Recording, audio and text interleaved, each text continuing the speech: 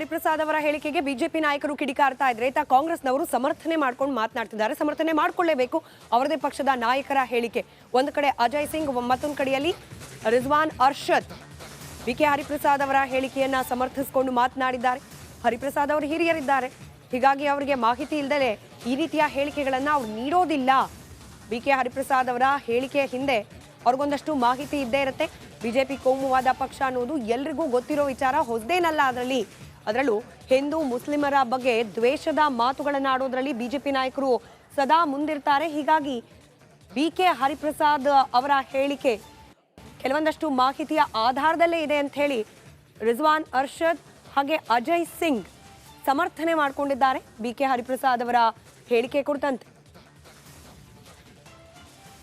ಪ್ರಸಾದ್ ಅವ್ರಿಗೆ ಮಾಹಿತಿ ಇಲ್ಲದೆ ಅವರು ಟ್ವೀಟ್ ಮಾಡೋಕ್ಕಿಲ್ಲ ಅಂತ ನನಗೆ ಅನಿಸುತ್ತೆ. ಒಂದು. ಎರಡನೇದು, ಬಿ ಜೆ ಪಿ ಕೋಮುವಾದಿ ಪಕ್ಷ ಅಂತ ಎಲ್ಲರಿಗೂ ಗೊತ್ತಿದೆ.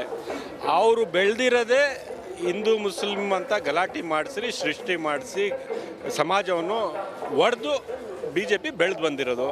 ಸೊ ಅವ್ರ ಮೇಲೆ ಯಾರೇ ಏನು ಹೇಳಿದ್ರು ನಂಬದ ಪರಿಸ್ಥಿತಿಗೆ ಇಡೀ ಸಮಾಜ ಇದೆ. ಸೊ ನಾನೇನು ಹೇಳಕ್ಕೆ ಪರಿಸ್ಥಿತಿ ಗೊತ್ತಿಲ್ಲ. ಸರ್ಕಾರಕ್ಕೆ ನಿಶ್ಚಿತವಾಗ್ಲೂ ಮಾಹಿತಿ ಇರುತ್ತೆ, ಇಂಟೆಲಿಜೆನ್ಸ್ ಇದೆ. ಸರ್ಕಾರ ಯಾವುದೇ ಒಂದು ಇದು ನೋಡದೆ ಯಾರೇ ಕೂಡ ಕಾನೂನನ್ನು ತಮ್ಮ ಕೈಗೆ ತಗೊಂಡ್ರೆ ಅವ್ರ ವಿರುದ್ಧ ಕಠಿಣವಾದಂಥ ಕ್ರಮವನ್ನು ತಗೋತೀವಿ. ಸಮಾಜದಲ್ಲಿ ಶಾಂತಿ ಸುವ್ಯವಸ್ಥೆ ಇರಬೇಕು, ಪ್ರೀತಿ ವಿಶ್ವಾಸದ ಬಾಂಧವ್ಯದ ವಾತಾವರಣ ಉಳ್ಕೋಬೇಕು. ಅದಕ್ಕೆ ಧಕ್ಕೆ ತಂದರೆ ಸರ್ಕಾರ ಕಠಿಣವಾದಂಥ ಕ್ರಮ ತಗೊಳ್ತೀವಿ. ಈಗ ಬಿ ಜೆ ಪಿಯವರಂತೂ ಕೋಮುವಾದಿ ಪಕ್ಷ ಅದಂತೂ ಎಲ್ಲರಿಗೂ ಗೊತ್ತಿದೆ. ಅವರಲ್ಲಿ ಬೇರೆ ಯಾವುದಾದ್ರು ಏನು ವಿಷಯ ಇಲ್ಲ ಅಂದರೆ ಅವರು ಮತ್ತೆ divide and rule, polarisation politics ಅವರು ಎಲ್ಲ ರೀತಿಯಿಂದ ತಮಗೆಲ್ಲರೂ ಕೂಡ ಗೊತ್ತಿದೆ. ಯಾವಾಗಲೂ ಡಿವೈಡ್ ಆ್ಯಂಡ್ ರೂಲ್ ಮಾಡ್ತಾ ಬಂದಿದ್ದಾರೆ, ಪೋಲರೈಸೇಷನ್ ಪಾಲಿಟಿಕ್ಸ್ ಮಾಡಿದ್ದಾರೆ, ಹಿಂದೂ ಮುಸ್ಲಿಂ ಪಾಲಿಟಿಕ್ಸ್ ಮಾಡಿದ್ದಾರೆ.